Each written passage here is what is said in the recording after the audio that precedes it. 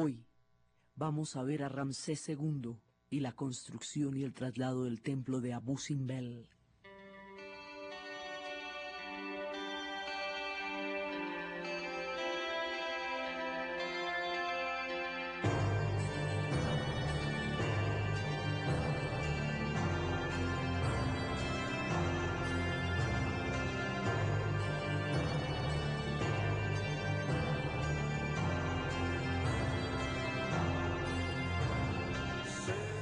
La vez pasada estábamos viendo toda la sucesión de la dinastía 18. La dinastía 18, la que creó el Imperio Nuevo, la que volvió a la gloria de Egipto después de el periodo de oscuridad, estaba conformada por Tutmosis, y es el momento del esplendor, es Amenhotep, es Tutmosis, es Hatshepsut, la mujer faraón, es Tutmosis III, el hijo de Hatshepsut, llamado posteriormente por la historia el Napoleón de Egipto, por sus conquistas en Nubia, en Libia y en Sinaí.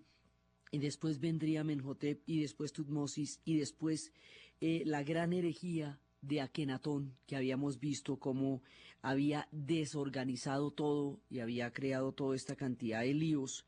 Todo esto es una misma dinastía, es la dinastía 18 del Imperio Nuevo, la dinastía que lo abre, lo crea, reunifica el Alto y el Bajo Nilo, retorna a la gloria y va a crear el periodo que va a durar 1200 años, 12 siglos de esplendor, que es la última etapa del mundo de los egipcios autónomo e independiente, pero esa última etapa va a durar 1200 años, mejor dicho, casi ningún pueblo ha vivido para contar todo eso. En esa última etapa del Imperio Nuevo es donde vemos que aparecen el Valle de las Reinas y el Valle de los Reyes, tumbas excavadas en la roca, llenas de cámaras y laberintos, para poder despistar a los saqueadores. Ya no se usarán las pirámides, sino los valles empotrados en la gigantesca roca. Y será la época de los obeliscos, de las agujas, dedicadas a Amón-Ra. Entonces, este es el tiempo en el que estamos. Esta dinastía, que es de durísimos, nos atraviesa la herejía de Akenatón, el experimento del monoteísmo que casi desarticula todo el imperio egipcio por poner en cuestionamiento bases fundamentales de toda la cosmovisión de los egipcios. Y luego después viene Tutankamón, cuyo misterio estábamos viendo la vez pasada, y la maldición y los misterios, y cómo se ve actualmente, cómo los estudios bacteriológicos han determinado el tipo de virus y el tipo de contaminación que había en las tumbas recién abiertas. Hoy por hoy hay bases científicas que han explicado bastante más el fenómeno viral que salía de la tumba y que cuenta un poco de la maldición. Ese Tutankamón va a ser el que sucede, va a ser Akenatón no va a tener hombres, solamente mujeres. Así que habíamos visto cómo es un yerno de Akenatón el que restaura el culto. Ese yerno es un pelado que es Tutankamón, y pues se llama Amón porque restaura el culto a Amón. Ese pelado muere joven, y es lo que habíamos visto como su muerte, su tumba, oculta bajo otra en el tiempo, nos permitiría tener la mayor información que sabemos sobre cómo el rito hacia la muerte de los faraones en el Valle de los Reyes, que habíamos visto que no es importante dentro de la historia de los egipcios, es importante para la comprensión de la historia de los egipcios, que es distinto, y toda la maldición y toda la cantidad de misterios que se tejen en torno a la maldición del faraón lo ha hecho un bestseller de la cultura egipcia, y eso también sucede dentro de esta misma dinastía. Finalmente, después de que muere este pelado, van a nombrar a un man que es un general, que no es un faraón, pero lo van a nombrar faraón, y él es el que termina la dinastía. Se va a llamar Orenheb, y es el restaurador, y es un tipo importantísimo porque cierra con broche de oro una dinastía y logra restaurar el culto a Amón. Ya lo había hecho Tutankamón, pero no había tenido suficiente tiempo para darle el peso de la restauración, que sí le va a dar Orenheb. Entonces Orenheb lo va a hacer a lo bien, va a restaurar el culto y va a volver por sus fueros y va a volver a organizar todo para que quede divinamente y no haya problema. Mejor dicho, ese va a reparar los platos que rompió Akenatón y va a volver a dejar las cosas en su sitio y en su lugar y el cosmos tal y como estaba, sin ningún problema, porque fue muy grande la crisis y lo único que lo salvó de una proporción irreparable de la crisis que generó la herejía de Akenatón fue que nadie se dio cuenta y no los invadieron. Donde los hubieran invadido en ese momento hubiera sido muy peligroso porque estaban dando una papaya única, que era una división cósmica al interior de un imperio totalmente consagrado a los dioses y a la inmortalidad. Entonces, con Orenheb termina la dinastía 18, que es una dinastía esplendorosa y que es la que abre en 70 milímetros la puerta del Imperio Nuevo. Después viene la dinastía 19 y después del general Orenheb vienen Ramsés I, Seti I y luego viene Ramsés II. Y Ramsés II es el propio. Los demás son importantes, pero este tipo sabe darse el tono para crear toda la sensación de poderío de los egipcios. Este Ramsés viene, muchos de los nombres de los faraones tienen incluido el dios al cual ellos rinden tributo. Entonces, por ejemplo, Tutankamón es porque es el que rinde culto a Amón. Akenatón era el que es agradable a Atón, que era el dios del disco solar que había intentado instaurar. Ramsés es el que ha sido moldeado por Ra, es el hijo de Ra. Entonces por eso se llama así Ramsés. Entonces viene Ramsés I, Seti I, y ellos siguen en lo suyo. O sea, va bien, van continuando con las hazañas y todo eso.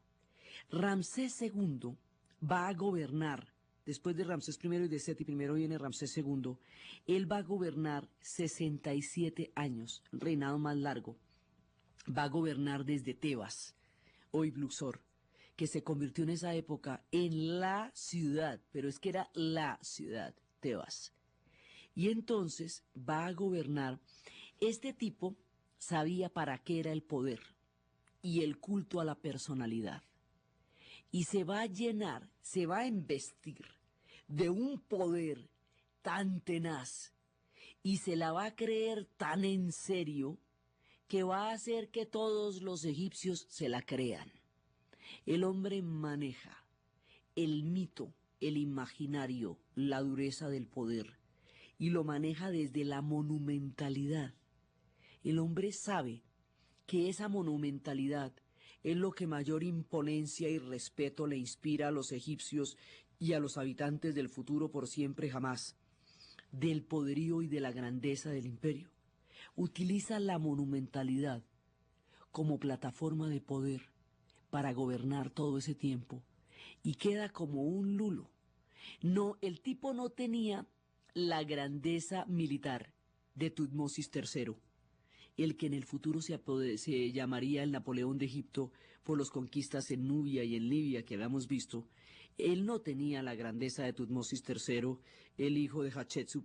No tenía tampoco la capacidad pues de unificación, o sea, no, él no tenía digamos, la gloria de Tutmosis I que reunifica todo, ni el genio militar de Tutmosis III, no tenía las cualidades, digamos, operativas que otros sí tuvieron, o militares.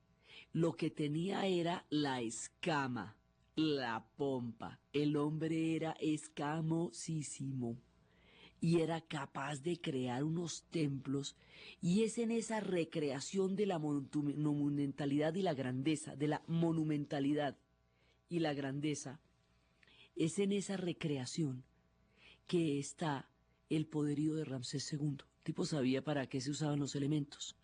Entonces, hay una estatua de Ramsés II en todas partes del imperio, pero en los lugares más remotos donde usted no se imagine, hay una estatua de Ramsés II. Y la más grande, que está caída, tiene más de 24 metros de largo. Y es una cosa del otro mundo. Las ruinas están actualmente, la estatua caída está actualmente en las ruinas de lo que una vez fue la poderosísima Memphis.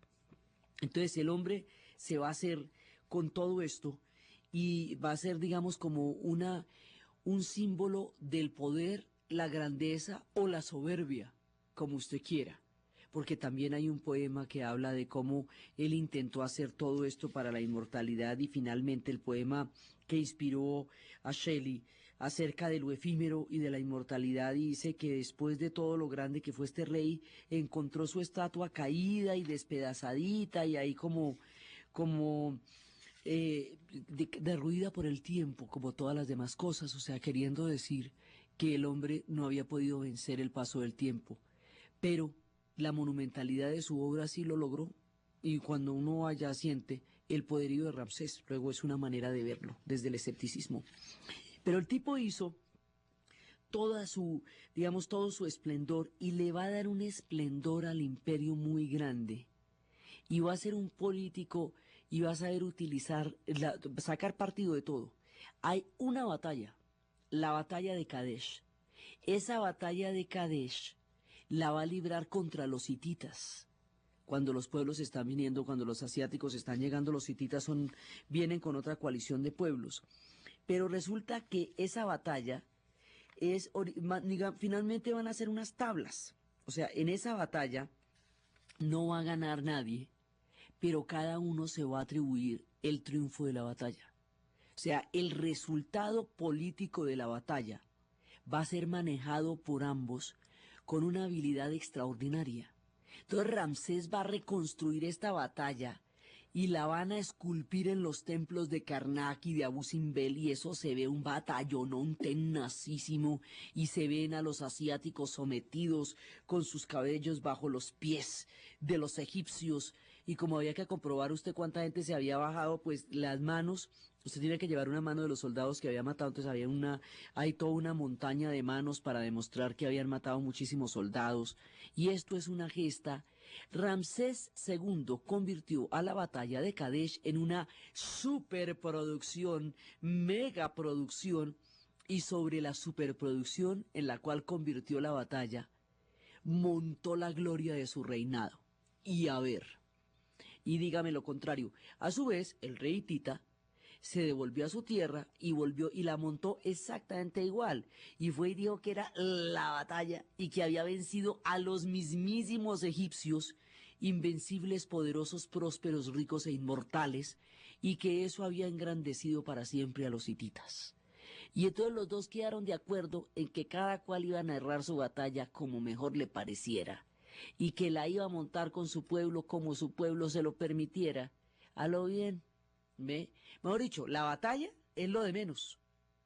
La utilización política de la batalla y todo lo que se va a montar alrededor de ella es lo que realmente queda en el tiempo. Y pues por supuesto esto quedan unas imágenes que uno dice, qué cosa tan tremenda, qué batallonón, qué esta, ¿sí? Y era una batalla que le permitió al rey Tita y al faraón egipcio pelechar sobre sus victorias y sobre sus glorias durante años y años y años.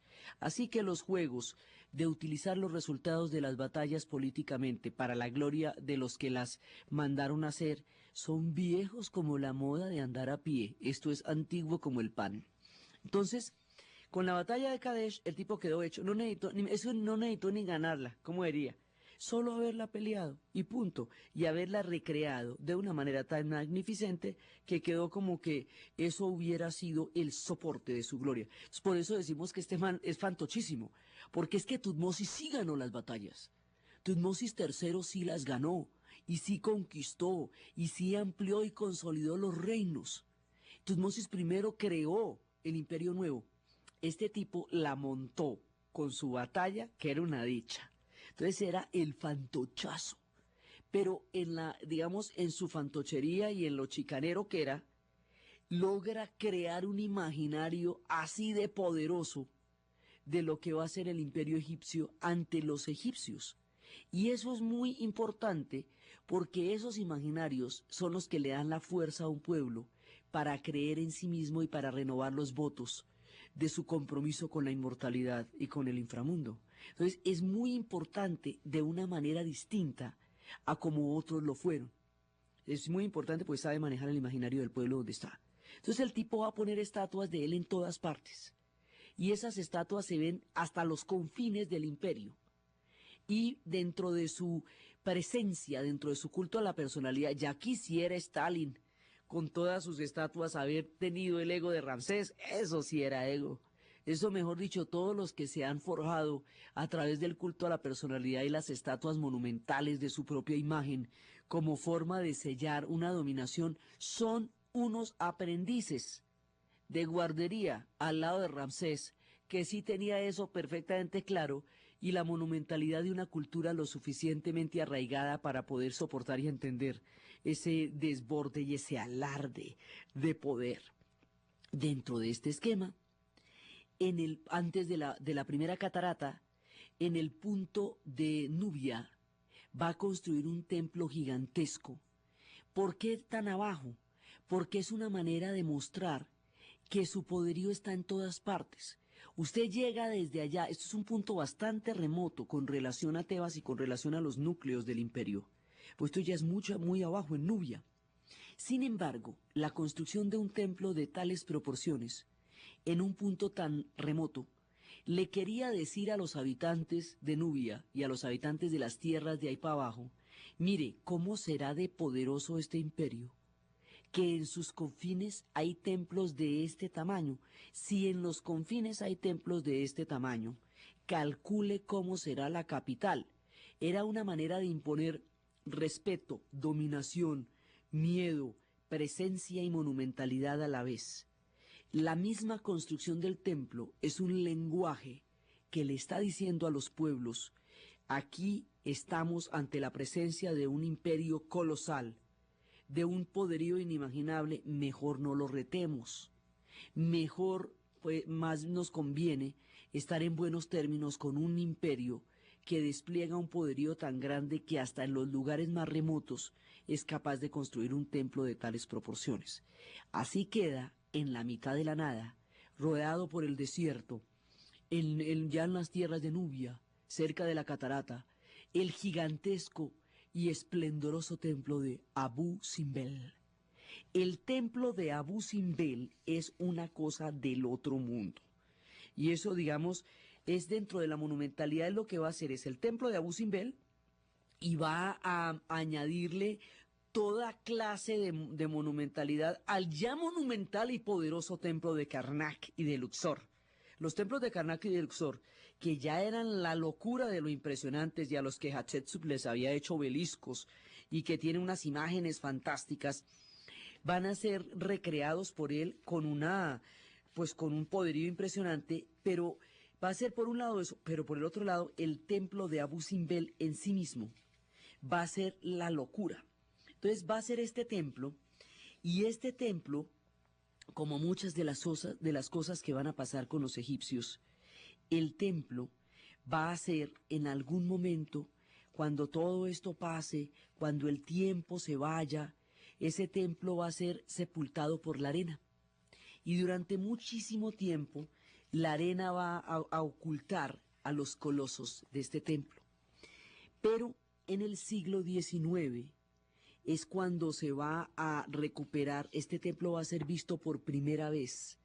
Lo va a descubrir el suizo Burckhardt, lo va a encontrar en 1813 y finalmente primero lo van a encontrar y no se la van a creer, porque es que este templo tiene la altura de un edificio de 9 pisos. Es absolutamente, pero esto es empotrado en la roca, es una cosa de no creer. Entonces, primero, en 1813, el explorador suizo Ludwig Burckhardt lo encontró, pero estaba todavía completamente cubierto de arena. Después otros lo intentaron, los ingleses Banks y el italiano Finati intentaron y empezaron a describir lo fabuloso que era el templo, pero vieron solamente el templo pequeño, el de Nefertari, dedicado a Hathor, en 1815, pero no pudieron remover la tonelada de arena que obstruía la fachada. Entonces intuían, se veía el busto de la gran estatua de Ramsés, y hicieron esfuerzos absolutamente infructuosos para poder quitar toda esa cantidad de arena. Finalmente, Belzoni en 1817, después de más de un mes, remueve las toneladas de arena que habían logrado ocultar el templo, y es cuando llega Roberts. Y cuando llega, David Roberts es un escocés, un artista de una exquisitez y de una belleza, que es el que va a pintar este templo. Y la pintura de David Roberts es la primera imagen que el mundo va a tener de Abu Simbel. Entonces el tipo va llegando y escribe toda la cantidad de intentos y de esfuerzos que se han hecho por ver el templo de Abu Simbel. Llega en la mañana del 7 de noviembre. Empieza a contar en su diario, en sus jornadas, de cómo va a llegar allá y cómo va a ver la maravilla, el solo chisme de la monumentalidad y de la belleza de Abu Simbel ya había recorrido la tierra para cuando llega David Roberts y lo puede ver por primera vez y lo puede empezar a pintar. Entonces el tipo llega y cuenta su travesía y cómo se van acercando los botes a Kososho y empiezan a ver la belleza de esos lugares y se prepara para ver y se van acercando y de pronto Abu Simbel aparece en el horizonte cuando va cayendo la noche y solamente la creciente oscuridad hace demorar un poco el momento tan esperado, y después de pocas horas de dormir, finalmente se le aparece ante los ojos las dos estatuas gigantescas de Ramsés excavadas en la roca, y era la madrugada del viernes, y el noviembre 9 de 1838, Abu Simbel por primera vez es visto en toda su magnitud, y es pintado por un gran artista que es David Roberts. Estas son de las pinturas más famosas que hay, las pinturas de David Roberts. Entonces, el templo tiene las proporciones de 125 pies y más de 100 metros de alto, 125 pies de ancho y más de 100 metros de alto, que da la equivalencia a un edificio de 9 pisos. Tiene 4 estatuas y cada una tiene más de 65 metros y están reproducidas de los soberanos. Y estas estatuas, o sea, lo que el tipo encuentra, la descripción de ese templo, lo que Ramsés quiso plasmar ahí, vale. Y el experimento faraónico que el siglo XX hará para trasladar este templo en la montaña en el futuro venidero, y la proyección de inmortalidad que Ramsés logró a través de este templo, es lo que vamos a ver a continuación.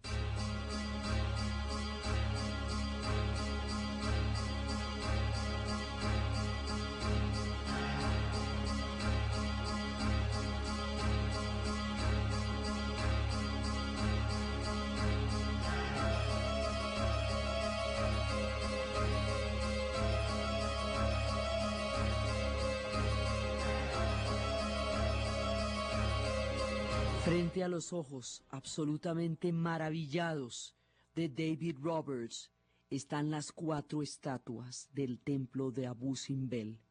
Se levantan con más de 65 pies de altura y está la reproducción de la figura del soberano, del gran Ramsés, adornado con las coronas del Alto y Bajo Nilo, con la cobra que simboliza el atributo de Osiris. Y desde el punto de vista puramente arquitectónico y estético, los colosos de las grandes figuras son el soporte que es capaz de solucionar el problema de la estabilidad de un templo tan grande. Es a través de los colosos. Estos colosos, los 4 colosos, son los soportes, los pilares, para poder darle el apoyo a la enorme cantidad de masa que se va a esculpir sobre la roca y que está distribuida de una manera equitativa, hecha por una multitud de esclavos bajo las órdenes del escultor Paid, cuyo nombre está en las inscripciones, y que van a completar todo el templo.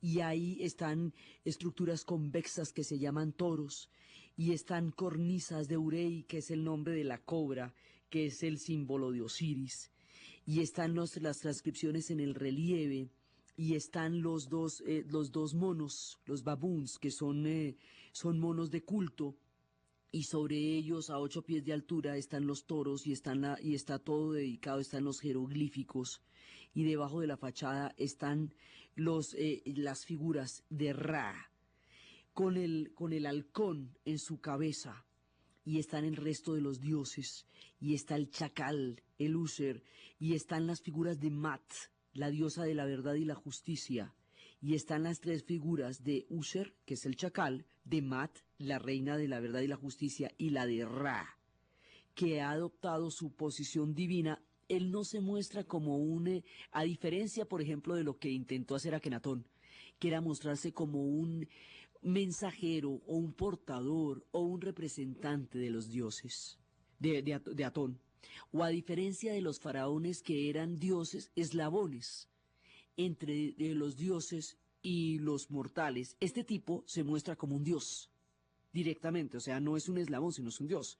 Y se sienta con los dioses común y corriente y está en el mismo tamaño de los dioses Ushernat y Ra, y debajo de las piernas de cada uno de esos colosos están las pequeñas estatuas de los miembros de la familia real, y están las pinturas de los asiáticos y de los africanos, prisioneros sometidos bajo sus pies en el fondo de la silla, mostrando cómo el señor del Alto y Bajo Nilo sometió a los africanos y a los asiáticos a través de la batalla de Kadesh, sellando la grandeza del imperio. Digamos, siempre que muestran a los asiáticos, los muestran sometidos en el piso debajo de los pies, mostrando que ellos eran, mejor dicho, los chachos de todos los chachos, y ahí aparecían los prisioneros asiáticos a cada uno de los lados de la silla, y estaba esculpido todo esto sobre la roca. Y el viento y la arena muchas veces erosionaron el templo, y hubo momentos en que los tuvieron que reparar aún durante el Imperio Nuevo. Le tocó a Seti II repararlo en el 2000, en el 1200 antes de Cristo, y hubo varias veces que tocó repararlo, pero siempre, digamos, estuvo como testimonio de la inmortalidad. En el equinoccio de septiembre, en el equinoccio de otoño, hay un momento en que entra el sol sobre tres de las cuatro figuras. En la cuarta figura no entra el sol, porque la cuarta figura es Paz, el dios de la oscuridad. Entonces el sol no debe alumbrarlo, porque su naturaleza es lo oscuro. Entonces lo que va a iluminar son los dioses y a Ramsés, convertido en dios, en el Sanctum Sanctorum, de la parte interior de lo que va a ser el templo. Entonces el templo al interior tiene un bosque de columnas, y esas columnas se distribuyen en todas las direcciones, completamente esculpidas con los jeroglíficos. Y en las paredes está la batalla de Kadesh, en el gran templo, y está la sala hipostilia, y al lado del gran templo de Ramsés, está el templo de Nefertari. Nefertari era su esposa favorita, su amor, su adorada, y por el amor maravilloso que le va a tener a Nefertari, la tiene junto a él, en el templo de ella, que está al lado del templo grande de Ramsés. Mucho, para que Ramsés le dé cámara a alguien distinto a él, tenía que ser la más mamita de todas las divinas, para que le ponga un templo al lado de su gran templo, porque el hombre lo que tenía era un ego de más de 100 metros. Entonces, al lado de él está el templo de Nefertari. Y el templo de Nefertari, lo mismo que el templo de Hatshepsut, tiene todos esos misterios y delicadezas de lo femenino. Entonces ahí no está la batalla de Kadesh, ni la gesta, ni las epopeyas. Están las espigas y la fertilidad. Está dedicado a la diosa Hathor, como estaba el de Hatshepsut, porque es la diosa Hathor, es la pródiga, es la generosa, es la dadora, es la madre. Están también las figuras de la diosa Bast, la diosa gata, que ayuda a las mujeres a reproducirse, ayuda a las mujeres en el parto y en la fertilidad. Es un templo de la fertilidad, de la vida cotidiana, de las espigas, de lo femenino. Es un templo de, digamos, los poderes femeninos, su naturaleza misteriosa y oculta, delicada, cotidiana y poética, hace que la energía de estos templos sea completamente diferente. Digamos, desde el punto de vista del yin y el yang, esto queda clarísimo, porque el templo de Ramsés en la parte interior es monumental, épico y está poblado de epopeyas. El templo de Nefertari es más pequeño, más íntimo, más sutil, más misterioso. Fuerzas no claras y no manifiestas se mueven en energías sutiles pero poderosas, que circulan alrededor de la generosidad de la diosa Hathor y de la presencia y de la fuerza de la diosa Bast. Entonces termina diferente porque todas las terminaciones son con la cabeza de Hathor, con la cabeza de vaca, Y el poder de lo femenino, en todo su misterio y en toda su sutileza, se demuestra en este templo que no es ni tan grande ni tan poderoso, pero que está lleno de fuerzas, misterios, energías, sutilezas, ternuras, armonías y coloridos, que solo se encuentran en esos universos femeninos que representaba la hermosa Nefertari al lado de su señor Ramsés. Entonces ahí se ven esas fuerzas y están permanentemente en Egipto. Las fuerzas de lo femenino son mucho menos monumentales, son más sutiles, pero son profundas y de gran misterio. Entonces ahí está ese templo. Entonces ese templo es, mejor dicho, la locura. Y después, cuando lo descubren en el siglo XIX, pues no, es que mucho se les cae la mandíbula porque eso es como para que le caiga a usted la mandíbula de ver el templo de Abu Simbel y de ver los colosos y de ver los equinoccios y de ver el sol y de ver el templo de Nefertari y de ver el templo de Ramsés II. Ese templo lo empotraron en la montaña, mejor dicho, tallaron la roca viva de la montaña y sale como un alto relieve sobre la montaña rocosa. Entonces utiliza la montaña para respaldar la monumentalidad de los colosos y para exaltar su poderío sobre los asiáticos y la importancia de la familia real bajo las piernas de los colosos y cómo están todos a la misma altura los dioses y Ramsés II. De eso se trata el templo de Abu Simbel. Más adelante, en el lejano futuro, cuando se construya en el siglo XX en la era de Nasser, una de las obras faraónicas que los egipcios siguen haciendo de vez en cuando en el siglo XX, la represa de Asuán. Cuando se vaya a construir la represa de Asuán, que eso vamos a ver que eso es una cosa mucho lo tremenda, porque es toda la canalización de las aguas del Nilo para dar energía al Egipto moderno en el siglo XX y será el símbolo del nuevo Egipto. Eso, digamos, eso va a ser una cosa muy importante. Cuando Nasser va a ser la represa de Asuán, la represa va a inundar el templo de Abu Simbel y esta maravilla, desenterrada de la arena, pintada con toda belleza y exuberancia por David Roberts, señalada por tantos, admirada por tantos, sacada de lo profundo de las arenas del desierto, quedaría hundida para siempre bajo las aguas de la represa. Entonces eso no se puede hacer, porque es un crimen. Entonces los egipcios le piden ayuda al mundo para salvar a los templos de Nubia.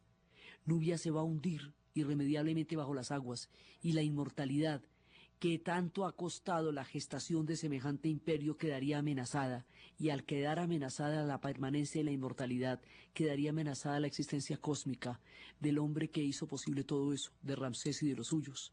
Entonces Egipto pide ayuda al mundo. Y el mundo ayudará a Egipto, el mundo ha consentido a Egipto y lo ayudará. Y lo que van a hacer con el templo de Abu Simbel es tan impresionante como la construcción mismísima del templo y como la grandeza de Ramsés II, y equivaldrá también a la futura grandeza de Nasser en su estilo. Van a coger este templo, esto es una cosa, mejor dicho, narrarlo es una cosa impresionante. Van a llegar expertos de todas partes del mundo. Van a llegar todos los amantes de la egiptología, van a llegar arquitectos, van a llegar arqueólogos, van a llegar ingenieros, van a llenar eso de grúas, van a hacer una obra de una monumentalidad tan grande como el templo mismo. Van a coger los colosos y van a romper los bloques, los van a romper como un rompecabezas.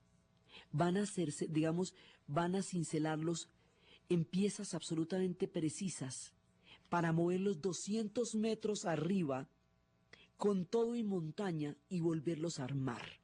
Es decir, van a convertir el templo de Abu Simbel en un rompecabezas y van a coger con grúas gigantescas cada una de las piezas del rompecabezas y la van a armar 200 metros más arriba para salvarla de la creciente de las aguas de la represa. Pero como esto está empotrado en la montaña, no es separado de la montaña, van a trasladar la montaña, así como les digo, la montaña. Cogieron la montaña y la parten en pedazos y la trepan 200 metros más arriba. Vuelven y cazan cada una de esas piezas en un trabajo que va a durar 4 años.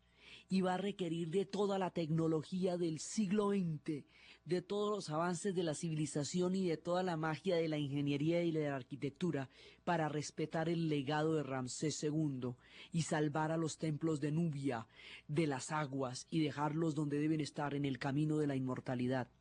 En la parte de atrás de la montaña hay una cantidad de cables como si usted sujetara una cara con un gran moño en la parte de atrás.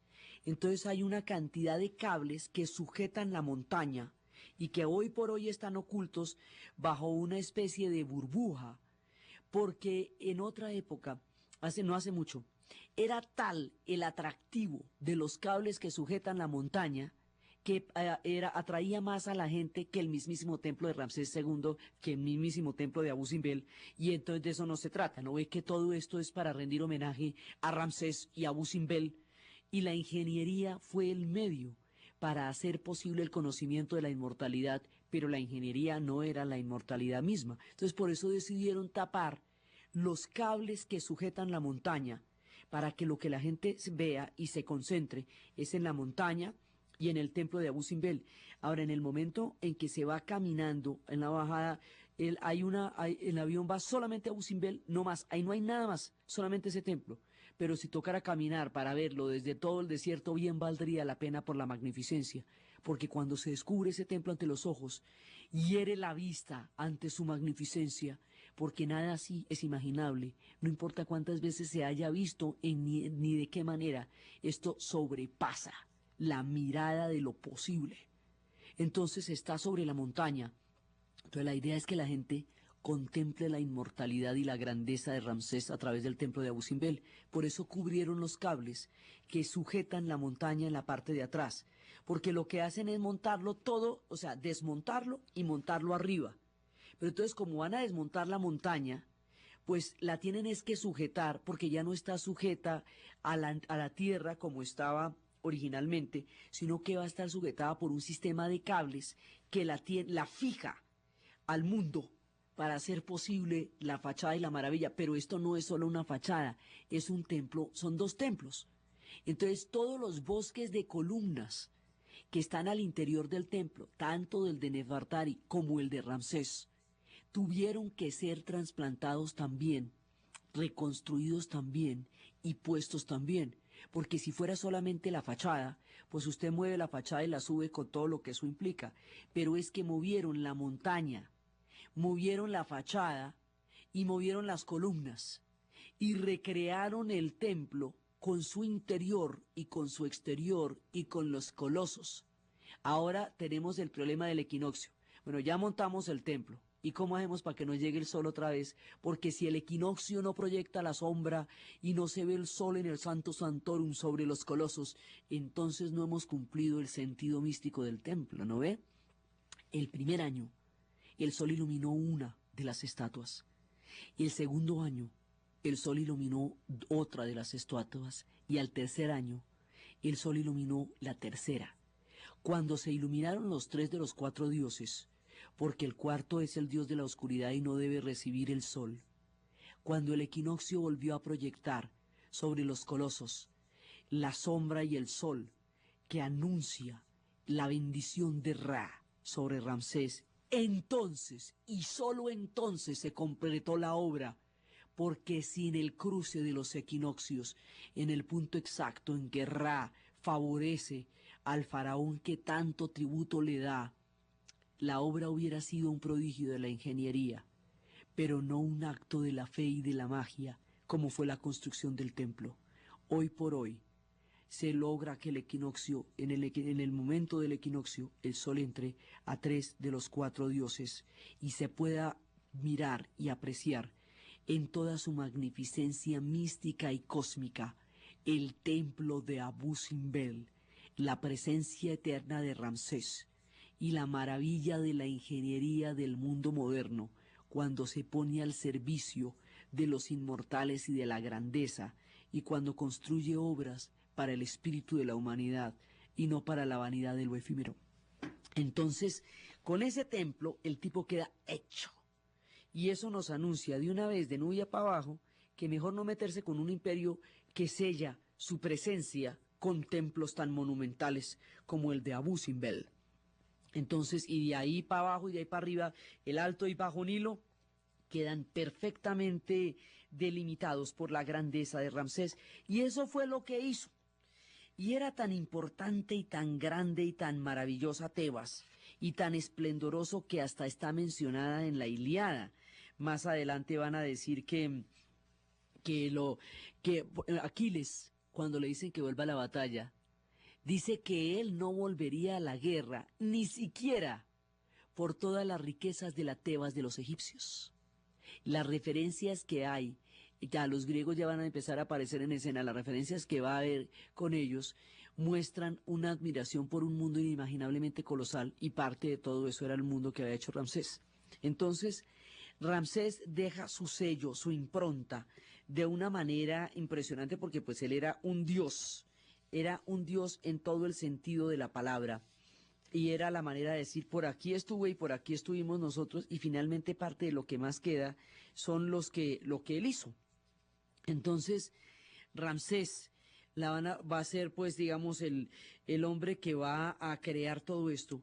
Y más adelante, después de la era de Ramsés, viene, digamos, estamos en la 19ª dinastía, que es la de Ramsés y la de Seti. Pero Ramsés, pues, es el que más nos va a ocupar cámara, precisamente por el grado de monumentalidad que va a manejar. Entonces, después de la tradición de Ramsés, va a venir otro faraón. Ese faraón es el que se dice que fue el faraón que no conoció a José. Ese faraón, dentro de la misma línea, más adelante, un poco más adelante, se va a llamar Merneptah. Ptah por la diosa Ptah, el dios Pap, que es el dios de la oscuridad, o sea, escrito P-T-A-H.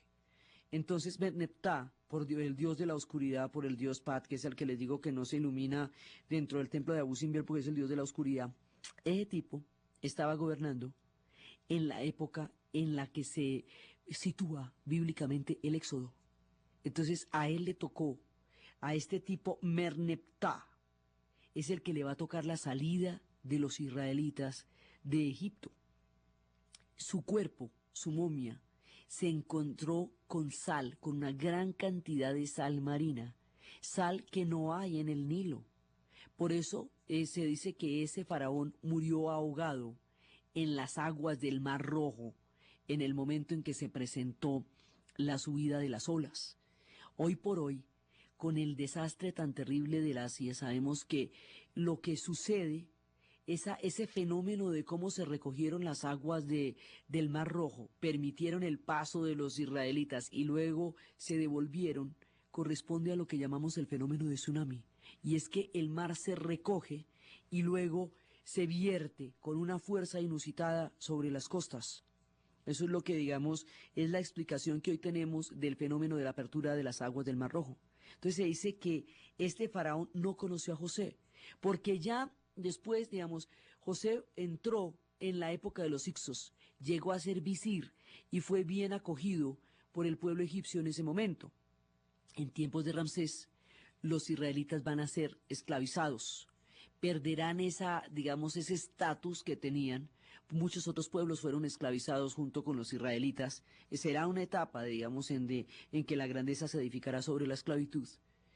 Y ya para la época de Merneptah, los israelitas son esclavos. Él ya no conoció a José. Entonces ya no tiene esa referencia, digamos, tan mágica y tan bienvenida que tenían los israelitas, ahora son esclavos. Entonces, en este punto, en la salinidad de esta momia, es donde se ubica el relato del Éxodo, tiempo después de la era de Ramsés. Entonces, en el relato del Éxodo, lo que pasa es que vienen las 7 plagas, pero aquí hay una serie, digamos, de sincronicidades de la historia. Los egipcios van a empezar a recibir invasiones por donde menos lo van a esperar, por donde nunca habían llegado. Las invasiones normalmente habían llegado del Asia, venían del Sinaí, venían por la tierra de la península del Sinaí, venían del Mar Rojo, pero nunca habían llegado por el mar, nunca habían llegado por arriba. por el Mediterráneo. ¿Y qué pasa? Es que resulta que la historia del Mediterráneo y de todo el desarrollo que el Mediterráneo va a tener y las civilizaciones que van a tener son muy posteriores al desarrollo de los egipcios. Por eso no se les había aparecido por allá nadie. Se están formando lo que serían después los griegos y los pueblos aqueos y los pueblos eolos y los pueblos jonios están asolando los Balcanes para llegar a formar lo que después sería una gran civilización y van a crear oleadas de invasiones sobre los egipcios y esas oleadas de invasiones van a producir fuertes crisis y cataclismos y se cree que esas oleadas fueron lo que identifican con las 7 plagas cuando los pueblos esclavos se van a unir contra los egipcios en el momento en que empiezan a entrar invasiones. Ellos van a tener invasiones como los romanos las tuvieron después de los bárbaros, solo que la historia es tan paradójica que en este momento los bárbaros eran los griegos. Tiempo después, cuando los griegos se vuelvan los duros del paseo, todo el que no hable griego se ve al bárbaro. Así son las cosas en la historia, van y vienen y dan la vuelta. En este tiempo se están formando los futuros imperios y la siguiente oleada de grandes civilizaciones. Aquí se ubica la guerra de Troya. Los fenicios están alcanzando su grandeza e inventan el alfabeto que hoy usamos. Nabucodonosor I reina en Babilonia. El pueblo dorio invade a Grecia y llega a su fin la civilización creto-minoica. Es un tiempo de grandes movimientos de pueblos y las invasiones van a debilitar a los egipcios. Aquí, hasta este punto, los egipcios crecen y crecen y crecen como imperio. De aquí para adelante ya no van a crecer más. Digamos, hasta Ramsés II crecen y están desarrollándose. De aquí para adelante, después de Ramsés y con sus sucesores, lo importante es aguantar. Tienen que aguantar, ya no van a seguir expandiéndose como civilización, sino tienen es que conservar lo que han logrado. Lo que pasa es que lo van a aguantar mucho, mucho tiempo también. Pero de aquí para adelante les queda aguantar todas estas oleadas que están viniendo por el mar y que están viniendo por los corredores. Entonces es un punto en que los egipcios se enfrentan a nuevas realidades que no habían tenido que confrontar con la anterioridad porque nunca los habían atacado por el mar. El mar se había constituido en una barrera natural como el desierto que los aislaba y la razón por la cual nunca habían tenido eso era porque sencillamente las civilizaciones del mar aún no estaban en la historia. Como los egipcios son tan antiguos, cuando se empiezan a formar la siguiente oleada de las grandes civilizaciones, pues ellos ya han ido y han vuelto de todo, como vemos acá, ya están empezando el declive. Lo que pasa es que el declive de ellos va a durar muchísimo tiempo y va a ser más bien muy, muy gradual. Pero aquí ya empieza la caída, o sea, con Ramsés llegan a la poderosidad, a la tenacidad máxima. Y después de la tenacidad máxima ya empieza el declive lento, los pueblos empiezan a sacudirlos, los hititas que eran el otro imperio rival también van a ser absorbidos por el mar. Entonces, cuando los dos grandes imperios que estaban a lado y lado, que eran los hititas y los egipcios, empiezan a debilitarse, todos los demás pueblos que los rodean empiezan a fortalecerse y a tratar de meterse dentro del imperio, que es la lógica de los imperios. En un momento dado, los pueblos que están naciendo y los pueblos que se están fortaleciendo van a empezar a meterse y a tratar de buscar un asidero dentro de esos imperios que tradicionalmente han sido ricos y opulentos. Ahí se dan todas las invasiones y eso es lo que a los imperios los va a llevar en un momento dado al declive. En este punto es cuando los israelitas empiezan a encontrar una oportunidad para salir de allá porque los pueblos esclavos van a poder regresar a sus tierras de origen, aprovechando el desorden, como dicen. Entonces ahí es cuando los israelitas van a buscar, cuando los hebreos van a buscar la salida, cuando aparece la figura de Moisés, que va a consolidar la tradición judaica. Entonces, en ese punto del relato, en el punto del Éxodo, cuando las 7 plagas de Egipto y la salida de los israelitas y su travesía por el mar, dejamos este pedazo de la historia, la salida de los israelitas, la siguiente parte del mundo de los faraones, del imperio nuevo, de la llegada de los griegos, de la futura Alejandría, del ocaso, del imperio que después de esto ya empezará a conocer tiempos difíciles y empezará a perderse en el tiempo y en el olvido un poco todo lo que fue la grandeza y lo que se historia de los israelitas por el Sinaí y del mundo mosaico es lo que vamos a ver en el siguiente programa. Entonces, desde la grandeza y la monumentalidad de Abu Simbel, desde la conciencia del poderío y de la grandeza de Ramsés II, desde los prodigios de la ingeniería del siglo XX y la magia de los templos aún maravillosos por encima de las aguas de Asuán en los templos de Nubia, en el relato de Ana Uribe, en la producción Jessy Rodríguez y para ustedes, feliz domingo.